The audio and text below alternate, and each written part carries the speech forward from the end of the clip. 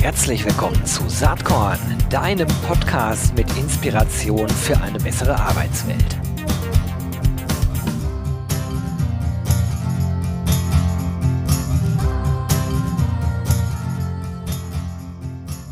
Hello, everybody, and welcome to the SAATKORN Podcast. And today I'm really looking forward to this week's talk. I'll be talking to Thomas Otter. A lot of you will know him from various events, talks, perhaps via his newsletter.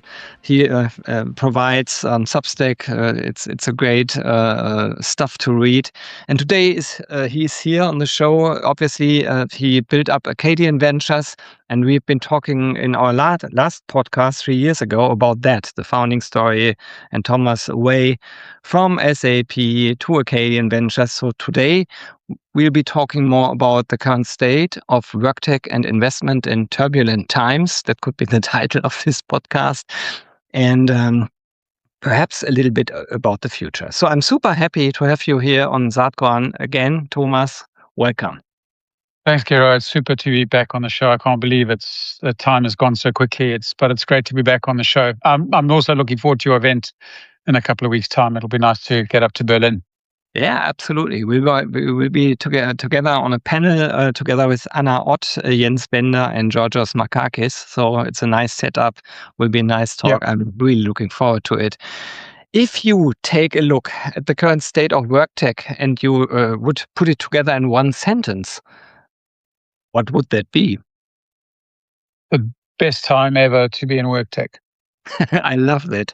It's probably, at least from my perspective, it's a time where everything is happening so fast that it's almost difficult to keep the pace. But that's probably what you really like about this. Yeah, exactly. We're in a period of turmoil and disruption, of changing our way of thinking, of new technology, hopefully of new business models. Hopefully it's an opportunity to, I think, rethink some of the fundamentals of HR itself. So it's probably the most exciting period, at least in my life, in technology. And it's really quite a special time, I think. There's a lot of confusion, sure, but I think there's a tremendous amount of opportunity. What do you do to keep at least a little bit of track in this super high-speed time? Well, you can't keep track with everything. I think just treat it like a river. It flows by, and if you miss something, then you've missed it. And just keep up with what's going on as best as you can. You're never going to keep up with everything. No one can. It's my job to keep up, and I can't keep up. So if you're a busy HR professional, then you're going to miss a few things, and that's okay. I like that approach because the fear of missing out is probably one of the biggest fears right now. And as you said, you can't see and realize everything. So just try the best you can and keep the fascination regarding technology up and alive. Exactly. Yeah, that's nice. I talked to Georgios Makakis a few weeks back, and he calls the current situation the biggest market share redistribution since the move from on-premise software to the cloud. Do you agree, or is the impact of AI being overstated? So I think there's two. I generally agree with Georgios. Most of the time we agree. He's a super smart guy. I think we've got on the one hand, we've got big changes in technology. And I think the differences between on-prem and cloud are actually bigger than people are thinking. I don't think they're bigger immediately, but I think over the long term, we'll look back and we'll see this is a bigger change than the move from on-premise to cloud. The move to on-premise and cloud was mainly a software company problem or a software company challenge. There was one way of delivering a software, which was on-premise, and then there came emerged a slightly better way of delivering software. We made a lot of noise about it, but it was essentially it was a software industry improvement. It's something that allowed software companies to be more profitable, to be more effective, and so on. But it didn't fundamentally change the life of the HR function. You didn't completely rethink your HR department just simply because an element of software moved from on-premise to cloud. Sure, it was disruptive, and hopefully you gained benefit from it, but I don't think it completely transformed the HR function. Never mind the rest of the business. Certainly the vendor marketing, of which I was part of at the time, made it into a really big thing. But I think when we look back at it historically in 20, 30 or 40 years from now, it will be a much smaller impact than the impact that we're facing now.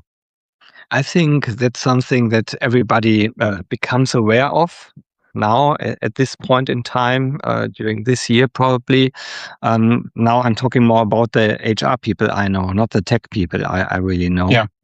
And obviously, if you think about it, there could be really a future where you have a very, very, very small HR team left to do things with a lot of agents and technology. That could be one scenario, and obviously there's always this fear of losing jobs by a very high number. But there could also be another argument. If you take a look at the tech adoption, it's always way slower than technology itself is, obviously. So what do you think about this gap? Will this gap between what technology actually can do and the adoption of technology by humans, will this get smaller, faster, or what do you expect? I don't really know. And I'm getting comfortable with not knowing. If you spend your whole day predicting, you don't spend enough time doing. So sometimes you just gotta hope that things work out. But I want to talk for a moment about this question about AI and unemployment. And there are two kind of very noisy positions at the moment, and I don't think either of them are correct. The one position is that AI is going to destroy work as we know it, and thousands of or hundreds of thousands or millions of people are going to be put out of work because of AI.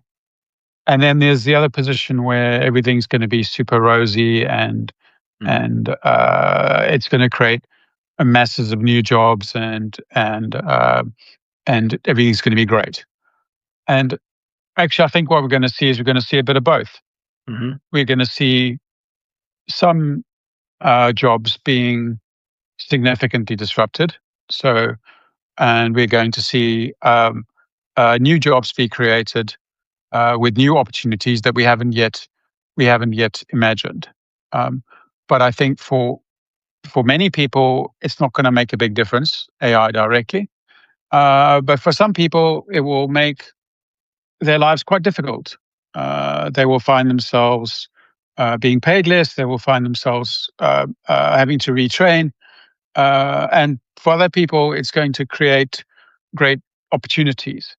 What I would say, though, is that there's rather an unfortunate side effect of AI is that it's the best excuse around to reorganize your company. So companies that are looking for an excuse to retrench people and to cover up previous hiring mistakes, AI is a godsend because they've been able to use AI to make up for overhiring or for failed product launches or for other things, and make smart comments about AI and use that as a nice mechanism to hide what otherwise would be seen as corporate failures. It's a very so I think we have to split out between what is genuinely AI really and what is AI as an excuse or AI as a future promise. That's very interesting because I think there's no clear line to define that. There's a big area where it's just gray. It could be both, and perhaps sometimes it's really that you take it as an excuse, and on the same hand, you have to transform if you really want to use a new technology. It's also clear. So it's both. Yeah, it's both, and I think what's interesting for HR people is that this is potentially a significant transformation of work itself. Mm-hmm.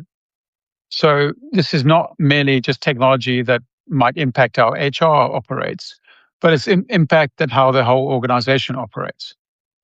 And the question I have for HR leaders is what role are you playing in that broader transformational discussion, that transformational strategy? And I'd argue that this is an opportunity for HR leaders to really step up and own the way that AI impacts the whole workplace, and not see it just as a tooling question for the HR function. So, if as an HR leader you're worried how it's going to impact your HR people, that's all well and good, but I think your job should be, how is this impacting the whole organization, and what kind of leadership, what kind of organizational structures, what kind of models does the organization need to be successful? So I think it's a great opportunity for HR leaders who are AI competent to take a strong position. So for instance, there are a couple of companies now that have brought together the HR and AI initiatives under one leader. So it's happening, for instance, at Atlassian, the software company. They have made the chief people officer is also the chief AI officer, because what they're thinking about is, if the future of work is a combination of human activity and agentic activity, then you can't have it run by people who say, okay, I'm the agent person. Another person says, well, I'm the people person. And then you have this argument in the middle about how things are going to be organized. You have to bring that responsibility coherently together. And I think that gets super excited. And I think that creates a lot of opportunities for HR. But if they don't take it, then they're going to find that the people running the technical agenda will start to have a bigger influence over the people agenda than perhaps they originally imagined that they would. Yeah, interesting. There's also some companies that really combine the tech and the HR leadership in one role. I think that's super innovative, and at least from my perspective, it really makes sense, because if you think about the candidate journey, or if you think the employee experience, and if you think that about the effect that technology has on all these processes, it really makes sense to think about this combined, at least from my perspective. Yeah. So very interesting. I think so, but I think maybe one last thing on that. Let's take it beyond the HR use cases. Let's take the example of sales. Mm-hmm. Yeah. So if you take the example of sales today, you know how much of sales is going to be done by agents automatically emailing people, and how much and calling them using voice and so on, and how much of it is going to be done by salespeople. Yes. And now I think HR should be part of that discussion. It shouldn't be left to sales and IT to decide how the sales function is going to be organized in the future. But I think the HR leadership has a role to play in the organization as a whole. Yes, I would agree. Last sentence from my side. Sometimes when I look into the past, especially in Germany, you have a lot of people in HR who come from a legal background. So they studied law. And this is mostly about risk avoiding. And obviously in times we have right now where you really don't know the future, sometimes you really have to set up your agenda, and you will be in a risky position, because you don't know what really will happen. So I think we need more people with an entrepreneurial background also in HR, not just to avoid risk, but to really say, okay, this is my agenda, this is what I believe in, these are the trends, and therefore this is the path for our strategy. So. Yeah. But what I say to those former lawyers who now in HR, look what's happening in law. Yeah. Because if you'd asked me 5 years ago what's going to be in the area of the highest level of innovation in AI, right? Where's the function that's being the most disrupted and the most changed by AI? I would not have said law. Mm-hmm. But today, the legal function is the area where there is, of all the knowledge worker roles or whatever, it's the one that's the most exciting. And the law firms of tomorrow are fundamentally different from the law firms of today. So our image of the conservative lawyer that is technology averse and so on, that has changed. That has changed dramatically. I had coffee the other day with a partner from one of the top law firms, and his knowledge of AI technology and stuff was way ahead of almost anybody that I'd spoken to. But this person was a partner in a law firm, not the technology guy. Yes. Just a normal lawyer, but his understanding of the limitations of AI when applied to law and what they could use it for and how they're thinking about the hiring demands of the future and how they're thinking about billing and how they're thinking about all these things.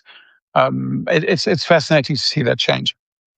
I like that, and it obviously is a similar point when we talked about the role of HR a few minutes back. At the end of the day, it's about your own employability. So if you're really interested to be of any worth in the future work world, I think you have to focus on these things, and you have to be interested. So there's no alternative in it.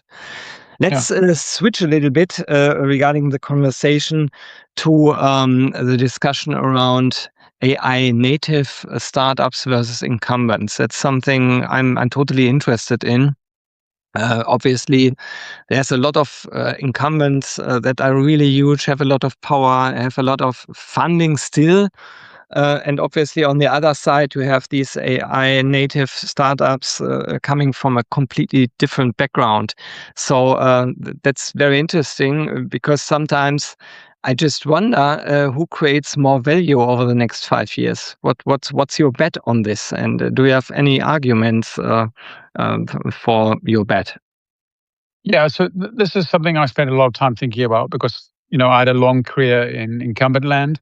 Yes. And now I'm in startup land. So I'm in an interesting position in that I know and respect both worlds. And most people in the startup land don't really have much experience of what the incumbents do. And most of the people in the incumbent land don't really know what the startups do. So I'm in an interesting position in that I'm in the middle. And the answer is that it's complicated. So there will be some incumbents that fundamentally change the way that they work and transform and become more competitive. Right. There will be other incumbents that are slower to adopt the new ways of working, and they will gradually lose relevance.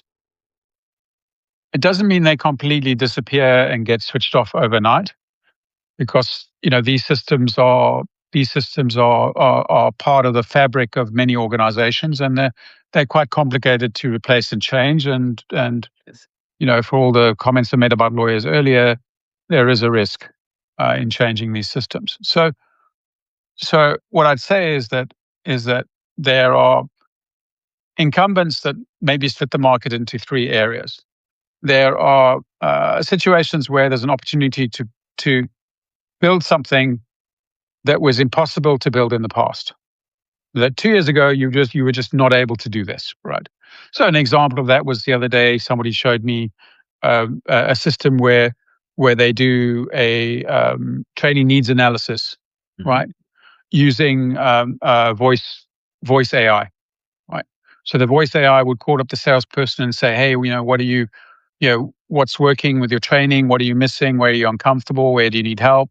And they could do that to literally instantaneously to 1,000 people inside the organization, right? Whereas if you tried to do it in the past, that would have been just so super expensive to have physical people going around doing thousands of interviews. You just simply couldn't have done it. So that's something that you could not have done 2 years ago, right? And there will be many things emerging which would have been impossible to have done a year ago, or perhaps even 6 months ago. And that world is super exciting, right? The second group of solutions are solutions that apply AI to augment and improve the existing stack, right? So, for instance, you might have something that significantly improves, I don't know, candidate sourcing, right? Right. This doesn't aim to replace the ATS, but it sits on top of the ATS and does a better job of the sourcing process, right? So in some cases, those things actually enrich the ATS, and sometimes they might make the ATS less relevant, but the ATS still remains. And then there's a third group, which is where you're actually building technology that essentially replaces the incumbent solutions with something new, right? And I think a lot of people talk all the time about that third category, like, oh, is something going to replace my SAP or my Workday or my whatever, And to that question, I say, in the short term, no, right? But the most interesting bits in the short term are probably the second and the third category, the first and the second category that I spoke about, the things that are brand new, and the things that augment. Yes. And in both those cases, I would argue that well-funded startups, have an advantage over the incumbents, because they're able to think purely about these new things, and build these things that were not possible a year ago or 6 months ago. And basically, your incumbents are still trying to figure out, how to improve their existing products with AI. So maybe to put some maths to it to a second, let's imagine that HR tech spend today is 3 euros, right? 2 euros of which you are spending with your incumbent provider, and 1 euro you're spending with the new kids, right? What I would say that in 10 years' time, that spending is probably going to be 3 times that, right? And you're going to be spending most of it with software companies that you've probably never heard of today. It doesn't mean that the incumbents disappear, but of the 9 or 10 euros you're spending in HR, whereas before you would have spent, I don't know, 60 or 70% of that with the traditional vendors, unless those two traditional vendors radically innovate, you'll still be spending roughly the same amount. But as a percentage of your overall HR spend, it will be significantly less. Yeah, so lower. Because the world of what HR tech is, or what Worktech is, becomes bigger and bigger and bigger and bigger, and then you find that the incumbent vendors, unless they radically innovate, control less and less of that. That's interesting. So it would mean that the relevance of the incumbents gets lower and lower. It's one scenario. What may also happen is those incumbents make smart acquisitions. I think the interesting bit is the vendors that are trapped in the middle. And so where they don't have the balance sheet and the vast customer base and the ongoing revenue streams of the SAPs and the Workdays, nor do they have the lack of technical debt and the venture funding that the new wave of startups has. So I'm talking here, you've been around for 15 years, you've got a nice, comfortable business. There's not much AI in it, but it does an okay job. You have a few loyal customers, but you don't have a whole bunch of money to spend on AI, and your product technical stack starting to look a bit old. I think those are the guys who are going to be challenged. Mm. No, yeah. Absolutely. So we will see what happens. So I asked for your bet, and there it is. Last question regarding this topic in our discussion. Obviously, we're both sitting in Germany right now. And 1 week ago, or almost 2 weeks ago, the European Union Commission provided some new information regarding the EU AI Act. And when I read that, I just started thinking in terms of regulatory needs and obligations also play a major role. And sometimes I have the feeling that incumbents have a little advantage here because they are used to all these things. But perhaps that's a wrong assumption. What's your perspective on this? If you take into account what will happen probably once the EU AI Act is fully in place. Yeah, I spent a lot of time thinking about this, and my feeling about the EU, and this may upset some people, is they are very good at writing laws, but they're not very good at actually implementing them and enforcing them consistently. So if you read the GDPR, for instance, it's actually quite a sensible piece of legislation. But if you look at the amount of money that the regulators spend on enforcing it, it's less than the whole of the European spend on the EU directive enforcement. The GDPR enforcement is less than Facebook's legal department. So I think the EU needs to step up in terms of its enforcement efforts around these laws. So if we take the example of the AI Act, the EU itself has been late in publishing guidelines, right? And they invented the regulation, and they can't get their act together to actually publish the guidelines about the regulation they invented on time. So my message to the governments of the EU is you need to step up and fund. It's all very well writing great laws, and I believe strongly in the legal foundations of both the GDPR and the EU Act. I think they're very, very noble and worthwhile pieces of legislation. But you actually have to enforce them consistently. And this is the problem that they're creating for us, is that they're creating, rather than creating certainty, which is what regulation normally does, it creates a set of rules that everyone follows. What they're doing at the moment is they're just creating confusion. Yeah. Right. And with this, I feel almost it's irresponsible to create a law that is powerful, theoretically powerful, and creates obligations and so on, without funding the effective enforcement of that regulation.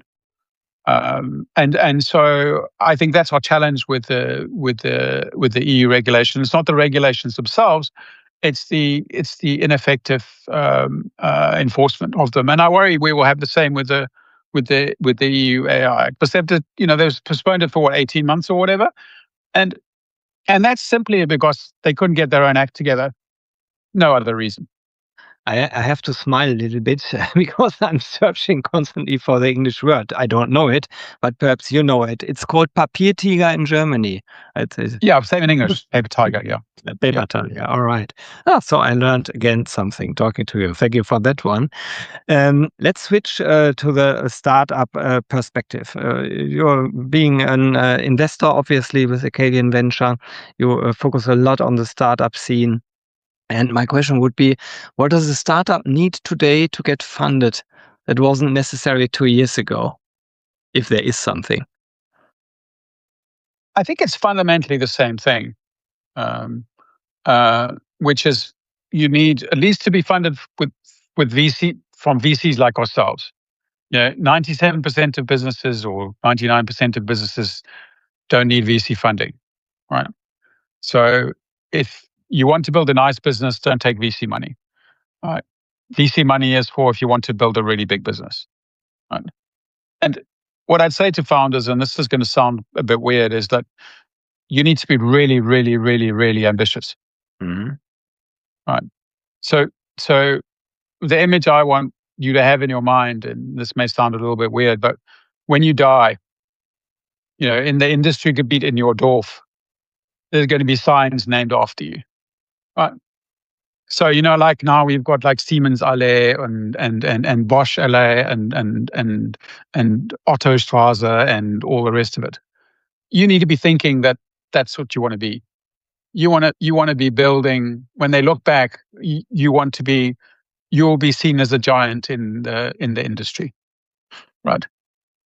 And I like and that ambition, that's what we're looking for, right? And that's the biggest thing that we want is we want to see people with, it's not arrogance, but it's with a genuine drive and ambition to build something that will change the lives of millions of people and millions of companies. And 90% of the things we look at, I probably look at 5 companies a week. No, actually more than that, probably at least 10 companies a week.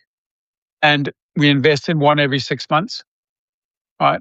And there are 3 of us looking at 10 companies a week, right?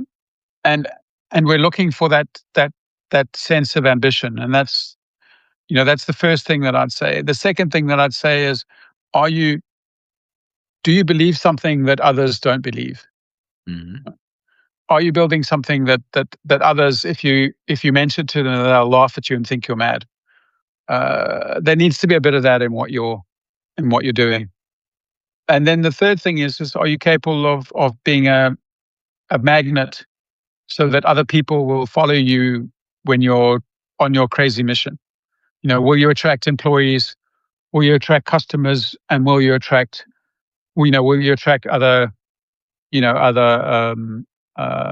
investors to your journey? And those things remain the same, and that's really what we're looking for. So I'd say to founders, don't hide your ambition. Don't be overly modest. We want you to be the next Benz or the next Siemens or the next Platinum or whatever. That's what we're hoping to find. And we think that European founders need to develop more of that kind of ambition. I spoke to one of the founders I think you're invested in. That was Pietro Maria Picogna from PEC. Oh, yes. And, I have to smile now listening to you, because I had this podcast discussion with him. Probably I will link it in the show notes as well. And he was such a nice guy. I mean, he was humble, but really ambitious. And I really loved to listen to him. And he was so convinced about his mission and his company. So I felt like now listening to you, that's one of the people you're talking about, right? I get that sense with him that there is he's extremely likable, and very at the one level humble and eager to learn, right? But at the other level, completely driven. Yes. To build something, to try and build something, build something remarkable, and he is not satisfied when something is 90%. He wants it to be, he wants it to be 100%, and every day he wants it to be better. And I hope that he will be very successful. But that's the kind of energy that we look for in our founders. Yeah, so everybody who's listening right now to this talk, you might listen to the talk with Pietro Maria Picogna as well, because then you will know exactly what Thomas is talking about right here. Almost last question now. Time is running up very fast here with you. Is there any overhyped trend in Worktech right now? And is there perhaps also something nobody is talking about yet that you already see? I, I think we are overestimating how easy it is to build today. So it's become easier to write code fast. But the rest of the software cycle has not yet become easier. Mhm. Right? The software life cycle beyond coding, figuring out what it is you need to write, figuring out how to support it, figuring out how to make it scale, figuring out all these things remain difficult and remain challenging. And I think a lot of people think that building software has suddenly got easy. Building software has got easier, but it's not easy. And I think we have placed some unreasonable expectations on the current tool set. And I think what we'll find is we're going to find a lot more poor software being built than we want. And so the big question going forward is not so much what do you build, but what don't you build? And the smart people will understand that. And this links to a point that I'll make about DIY, right? Do it yourself, you know. So basically, what happens now is we have a software version of Baumart or Obi, right? With some of these tools, right? Mm-hmm. So now, and everyone's going off to Obi to buy themselves some vibe coding capabilities. And as you know, there are some people who go to Obi and they buy all the saws and the electric saws and the drills and the whatever and all the rest of it, and they build brilliant things with it. You know, most of us, we buy those tools, and we actually end up being quite disappointed in what we've been able to do. We make a hole in the wall and it's a mess, right? Even though it's the best drill, the best Hilti or whatever drill, we still make a mess of the hole in the wall. So then what we do is we put the drill in the drawer, and then next time we have to put a hole in the wall, we call the handwerker. Right? And I think that is what's going to happen with a lot of these technologies. So I say to the HR professionals that are listening to this, if you love these tools and you're building great stuff with them, that's fantastic. Go and work for a software company. Okay. Yeah, that was great. I really look forward to go on with the discussion next week on the Embrace Festival. Time here is already running up, so really thank you very much for taking the time to be here on SAATKORN again. It was a pleasure talking to you, and I'm looking forward to see you next week. Ja, bis nächstes Mal dann. Super, tschüss. Alright, bye bye.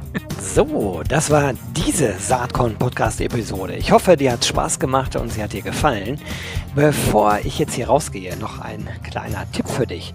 Abonniere doch kostenlos meinen SAATKORN Newsletter. Dann gibt es jeden Sonntag alle Podcasts, alle News, alle Artikel, alle Verlosungen, alles, was ich auf SAATKORN so mache, gratis in dein Mailpostfach, und du hast bequem alles an einem Ort und verpasst nichts mehr. Das Ganze kostet, wie gesagt, nichts. Den Link zum Abo gibt's in den Shownotes. Würde mich freuen, wenn wir uns da wieder treffen. Ganz lieben Dank und bis bald. Ciao.